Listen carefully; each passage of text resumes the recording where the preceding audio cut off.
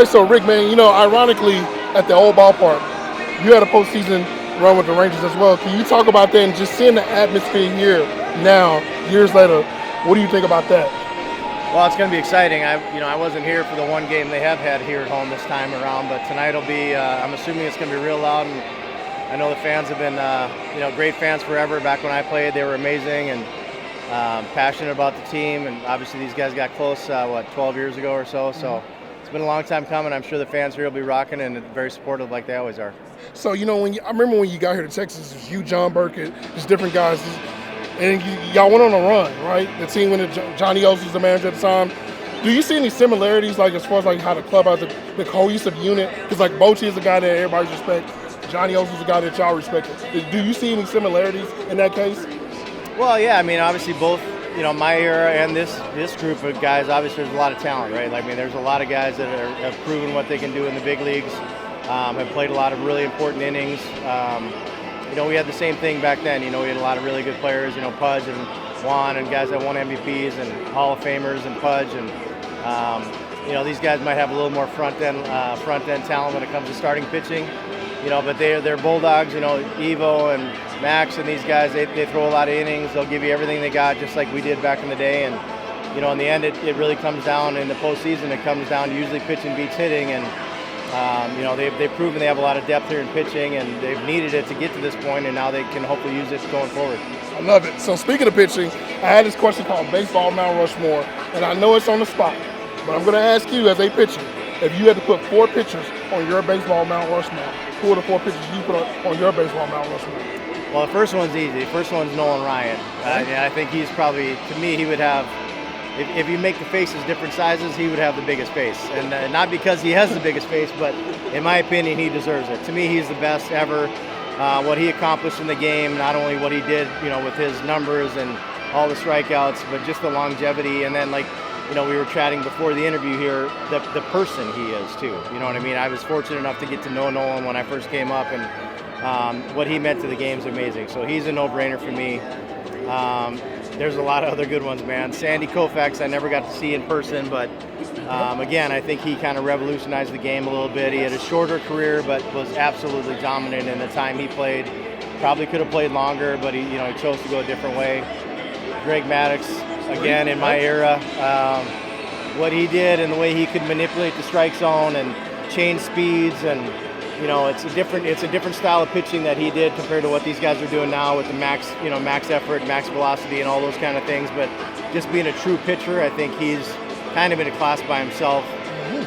Number 4, man. Oh man, number 4. Let's see. Now you get me down to the last guy. It's gonna be tough to pick one guy. Naming out Hall of Famer so far. No, I know. Yeah. I mean, I know. I'm not too off on what I picked here, but. Number 4, man, I don't know if I can come down to one guy. Can I just leave 3 and then I'll make it easy for you. Okay. Give me a closer. A closer? Yeah. Oh, well, yeah, Mariano. There's no doubt about that. That's a very good point. He also revolutionized the game, right? I mean, his cutter was devastating. I used to joke with our guys at the time. I'm like, how are you not hitting this, man? Like, I understand he's throwing 95, but he's also kind of right down the middle. And it's obviously been proven over the years with what he did in his career. Not only that, but a lot of other guys started throwing cutters because of what he was able to do. No one threw it as well as he did, but that one pitch for him made him amazing, and it revolutionized the game for others. I was a guy. I started throwing the cutter because of what I saw him do. So I appreciate the heads up right there. He definitely deserves it. I love it. 2 more questions, man. So, just when you play, man, you arguably pitched against some of the greatest hitters ever. And you being in the AL West at the time, there was a guy in Seattle that you had to face, Ken Griffey Jr. I want you to give me, if you have any moment that you may have faced him or just being able to face those all-time type of guys, how was that for you as a pitcher? Well, as a competitor, he's just another guy, right? That's kind of how you had to look at it. I remember when I first got up to the big leagues, I had a lot of my friends asking, they're like, what's it like being a teammate of Pudge Rodriguez or being a teammate of Juan Gonzalez or facing Ken Griffey Jr.? And, when you're in the moment, you can't look at them as that, right? The way I always looked at it, they were my equal. You know what I mean? Even though they've accomplished way more than I ever did, but when you're on the field competing, I'm going to try to get you out. I don't care if you're a rookie or if you're Ken Griffey Jr.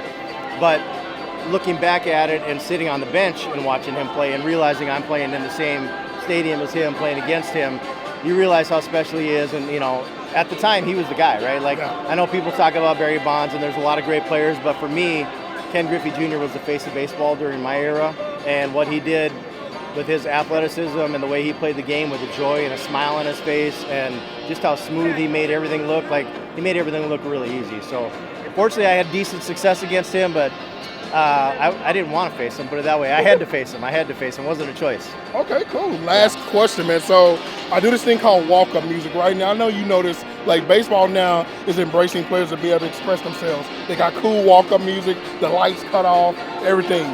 Let's say we bring back 1995, 96 Rick Helen, and he gets to have any walk-up song and it's named after him. And you can pick any artist, dead or alive, to do your walk-up song. Who does your walk-up song? Oh, any artist? Yeah. Oh man, thank God you didn't ask me for a specific song, Yeah. because I was like, artist is easy for me. It's Eminem. Oh, That's my guy. Oh, okay. That's Okay. no doubt. I And like he would, that. I know he'd come up with something fire for me, so there's no doubt. It would be a nice production, and mainly because of what he would do with it. There's no doubt about that. I love it. Well, Rick, man, it's a pleasure. I always talk to you, man. You're one of my favorite players, obviously, with the Rangers. When I was growing up in baseball, I hate to say it that way, but growing up in baseball, It's all but good. I know I'm getting old. Yeah. I mean, but you know, like I said, John Burke and Aaron City, yourself, you guys are great for baseball, man. What you did, keep bringing the game to us, man. Appreciate I love it, it, man. man. Thank I appreciate it. you. Yeah. Thank you.